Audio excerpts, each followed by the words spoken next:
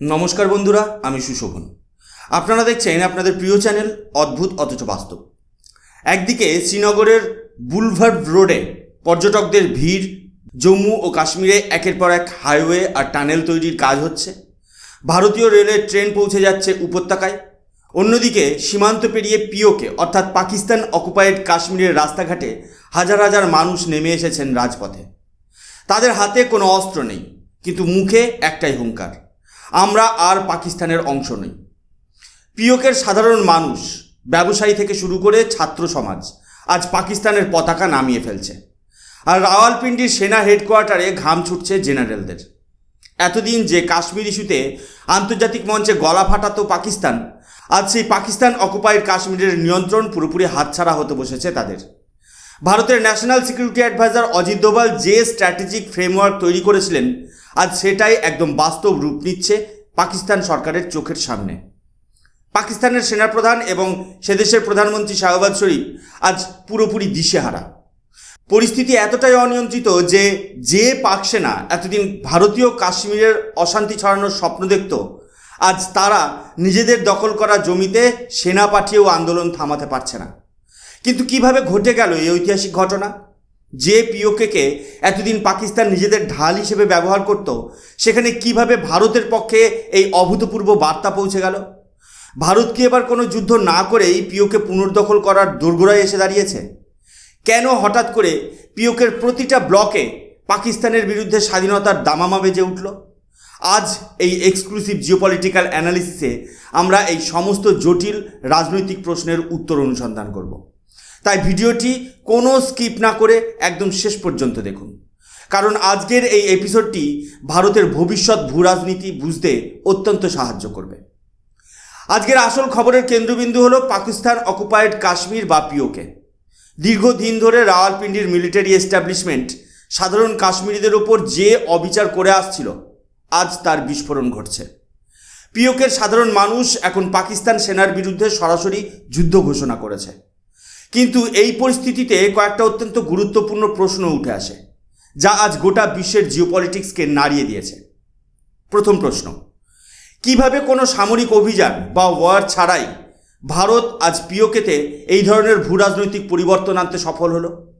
দ্বিতীয় প্রশ্ন, এতদিন ধরে জম্মু অ্যান্ড কাশ্মীরের স্থানীয় রাজনীতিতে যেসব নেতারা আলাদা সুর গাইতেন, হঠাৎ করে সেই ওমর আবদুল্লার মতো রাজনীতিবিদরা কেন প্রকাশ্যে বলতে বাধ্য হচ্ছেন যে পিওকে ভারতের অবিচ্ছেদ্য অংশ এবং বিধানসভার 24টি আসন খালি রাখা হয়েছে শুধু ওই এলাকা ফিরিয়ে আনার জন্য? তৃতীয় প্রশ্ন, ভারতের বর্তমান army chief general Dhiraj Seth এবং ভারতের প্রতিরক্ষা মন্ত্রক কি সীমান্ত পেরিয়ে কোনো বড় পদক্ষেপ নেওয়ার পরিকল্পনা করছে, যার জন্য পাকিস্তান সেনা এখন থেকেই ভয়ে কাঁপছে? আর শেষ প্রশ্ন, পাকিস্তানের অভ্যন্তরীণ অর্থনীতি, বালুচিস্তানের বিদ্রোহ এবং পিওকের গণ অভ্যুত্থান কি একসাথে মিলিয়ে পাকিস্তানের মানচিত্র চিরতরে বদলে দিতে চলেছে? এই প্রশ্নগুলোর উত্তর লুকিয়ে আছে ভারতের ন্যাশনাল সিকিউরিটি স্ট্র্যাটেজি এবং সাম্প্রতিক সময়ের কিছু অবিশ্বাস্য মাস্টার স্ট্রোকের মধ্যে। ঘটনার সূচনা বুঝতে গেলে আমাদের কয়েকদিন আগের ঘটনা বুঝতে হবে।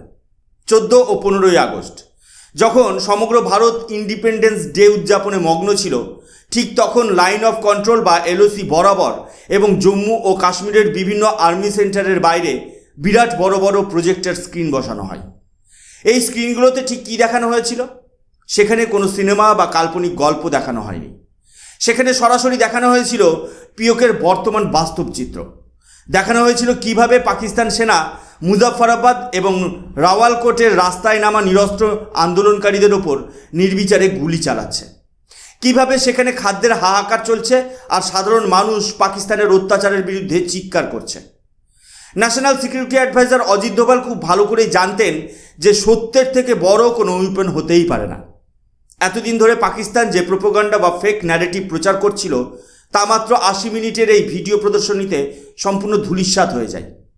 কাশ্মীরি জনগণ নিজেদের চোখে দেখতে পান যে সীমান্তের ওপারে থাকা তাদের ভাই বোনেরা কী নারকীয় অবস্থায় দিন কাটাচ্ছেন।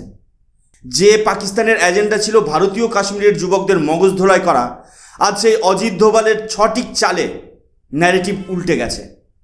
ফলস্বরূপ পাকিস্তান সেনার ইন্টার সার্ভিসেস পাবলিক রিলেশন বা ISPR যতই মিথ্যা দাবি করার চেষ্টা করুক না কেন, সত্য আজ গোটা বিশ্বের সামনে পরিষ্কার। রাওয়ালপিন্ডি যে ভয় পেয়ে গেছে তা তাদের প্রতিরক্ষামন্ত্রী খাজা আসিফের বক্তব্য থেকে স্পষ্ট। তিনি প্রথমে আন্দোলনকারীদের বিদেশি এজেন্ট এবং পাকিস্তানের শত্রু বলে ঘোষণা করেছিলেন, কিন্তু আন্দোলন আরও তীব্র হতেই কয়েক ঘন্টার মধ্যেই পাক প্রধানমন্ত্রীর উপদেষ্টা রানা সানাউল্লাহ টিভি ক্যামেরার সামনে এসে ইউটার্ন নেন এবং বলেন, ওরা আমাদের দেশপ্রেমিক ভাই। এই যে 24 ঘন্টার মধ্যে সুর বদলে যাওয়া, এটাই প্রমাণ করে যে পাকিস্তান এস্টাবলিশমেন্ট আজ কতটা প্যানিক মোডে রয়েছে। এখন প্রশ্ন উঠতে পারে, পিওকেতে হঠাৎ এই অভূতপূর্ব সিভিল অ্যাপ্রাইজিং শুরু হলো কী করে? এর পেছনের মূল চালিকা শক্তি হলো জয়েন্ট আওয়ামী অ্যাকশন কমিটি। পিওকের সমস্ত ব্যবসায়ী, ছাত্র, আইনজীবী, পরিবহন মালিক এবং সাধারণ নাগরিক একত্রিত হয়ে আজ এই আন্দোলন পরিচালনা করছেন। তাদের মূল ক্ষোভ কোথায়? দীর্ঘদিন ধরে পাকিস্তান সরকার পিওকের বিপুল পরিমাণ হাইড্রো পাওয়ার এবং প্রাকৃতিক সম্পদ ব্যবহার করছে, কিন্তু সেখানকার বাসিন্দারা তার কোনো রয়্যালটি পাচ্ছে না। তার উপর সেখানে আটার দাম আকাশ ছোঁয়া, নিত্য প্রয়োজনীয় সামগ্রীর চরম অভাব আর দৈনিক 18 ঘন্টারও বেশি লোডশেডিং। যখন সাধারণ মানুষ সরকারের কাছে নিজেদের মৌলিক অধিকার চাইল, তখন ইসলামাবাদ এবং রাওয়ালপিন্ডি থেকে তাদের উপহার দেওয়া হলো বুলেট আর টিয়ার গ্যাস। পিওকের বিভিন্ন জায়গায় পাক রেঞ্জার্সদের নামানো হলো, জল ও খাদ্য সরবরাহ বন্ধ করে দেওয়া হলো। কিন্তু এবার আর ভয় পেয়ে পিছিয়ে আসার বান্দা তারা নন। ক্যামেরার সামনে দাঁড়িয়ে আজ পিওকের তরুণরা খোলাখুলি বলছে, উই আর নট পাকিস্তানি। তারা এখন স্পষ্টভাবে ভারতের সাথে একত্রিত হওয়ার দাবি জানাচ্ছে। পাকিস্তান অকুপাইড কাশ্মীরের মানুষ বুঝে গেছে যে পাকিস্তানের সাথে থাকা মানে দারিদ্র্য, অত্যাচার আর দাসত্ব। অন্যদিকে ভারতের সাথে যুক্ত হওয়া মানে উন্নয়ন, গণতন্ত্র আর সম্মানজনক জীবন। পিওকের এই উত্তাল পরিস্থিতির প্রভাব ভারতীয় কাশ্মীরের রাজনীতিতেও গভীরভাবে পড়েছে। জম্মু ও কাশ্মীরের রাজনীতিতে পরিবর্তনটা বেশ লক্ষণীয়। সাবেক মুখ্যমন্ত্রী ওমর আবদুল্লার মতো নেতারা, যারা আগে প্রায়শই বলতেন যে সমাধান খোঁজার জন্য ইসলামাবাদের সাথে কথা বলা দরকার, আজ তাদের সুর সম্পূর্ণ বদলে গেছে। এখন ওমর আবদুল্লাহ প্রকাশ্যে দাঁড়িয়ে বলছেন পিওকে ভারতের অংশ। জম্মু ও কাশ্মীর বিধানসভায় যে 24টি আসন শূন্য রাখা হয়েছে তা কোনো আনুষ্ঠানিকতা নয়, তা একটি রাজনৈতিক প্রতিশ্রুতি। ওই 24টি আসন খালি রাখা হয়েছে এই আশায় যে একদিন পিওকে আবার ভারতের মূল ভূখণ্ডে ফিরে আসবে এবং সেই আসনগুলো পূর্ণ হবে। তিনি শুধু এখানেই থামেননি। 1947 সালের উপজাতীয় আক্রমণের ইতিহাস স্মরণ করিয়ে দিয়ে বলেছেন যে কিভাবে রাওয়ালপিন্ডির পৃষ্ঠপোষকতায় আসা কাভালিরা কাশ্মীরে গণহত্যা চালিয়েছিল এবং ন্যাশনাল কনফারেন্সের নেতা মাস্টার আব্দুল আজিজকে মুজফফরাবাদে নির্মমভাবে হত্যা করেছিল। এই যে রাজনৈতিক ভাবধারার পরিবর্তন, এটা এমনি এমনি আসেনি। যখন ভারতীয় কাশ্মীরে একের পর এক ওয়ার্ল্ড ক্লাস ইনফ্রাস্ট্রাকচার তৈরি হচ্ছে, চেনাব নদীর উপর বিশ্বের সর্বোচ্চ রেলওয়ে ব্রিজ তৈরি হচ্ছে, ট্যুরিজম ইন্ডাস্ট্রি প্রতিদিন নতুন রেকর্ড করছে, তখন সীমান্তের ওপার থেকে আসা অনাহারের খবর এখনকার রাজনৈতিক সমীকরণ পুরোপুরি বদলে দিয়েছে। দিল্লির স্ট্র্যাটেজিস্ট লিডারশিপ যা চেয়েছিল, আজ তা স্বতঃস্ফূর্তভাবে ঘটছে। ভারতের সেনাবাহিনী এখন সম্পূর্ণ প্রস্তুত এবং সতর্ক। আমাদের নতুন army chief general Dhiraj Seth দায়িত্ব নেওয়ার পর থেকেই সীমান্ত সুরক্ষা এবং স্ট্র্যাটেজিক পজিশনিং আরও জোরদার করা হয়েছে। সেনাপ্রধান হিসেবে জেনারেল ধীরাজ সেঠ নিশ্চিত করেছেন যে ইন্ডিয়ান আর্মি কেবল সীমান্ত রক্ষা করতেই প্রস্তুত নয়, বরং যে কোনো ধরনের উস্কানির করা জবাব দিতে সম্পূর্ণ তৈরি। বর্তমানে ভারত সরকারকে এক রাউন্ড গুলিও চালাতে হচ্ছে না, একটা মিসাইলও উৎক্ষেপণ করতে হচ্ছে না।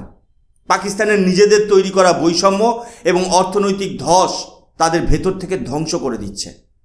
একদিকে পিওকেতে গণ অভ্যুত্থান, অন্যদিকে বালুচিস্তানে পাকিস্তান সেনার নিয়ন্ত্রণ প্রায় শূন্যের কোঠায়। আর খাইবার পাখতুনখোয়াতেও গৃহযুদ্ধের পরিস্থিতি।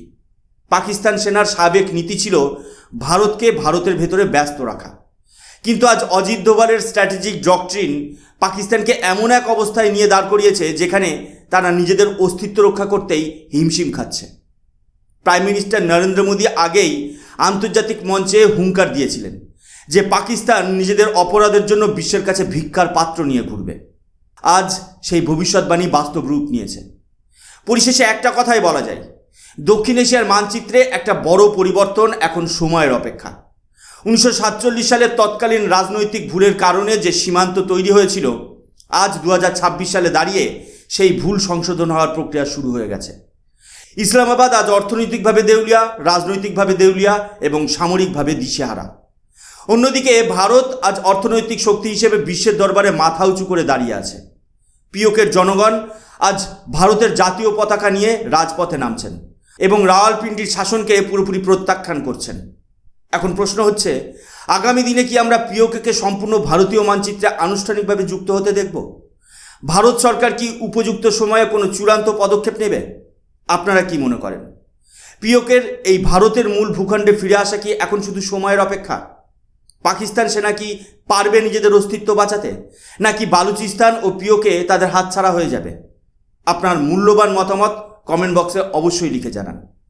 ভিডিওটি ভালো লাগলে লাইক করুন এবং বন্ধুদের সাথে শেয়ার করুন।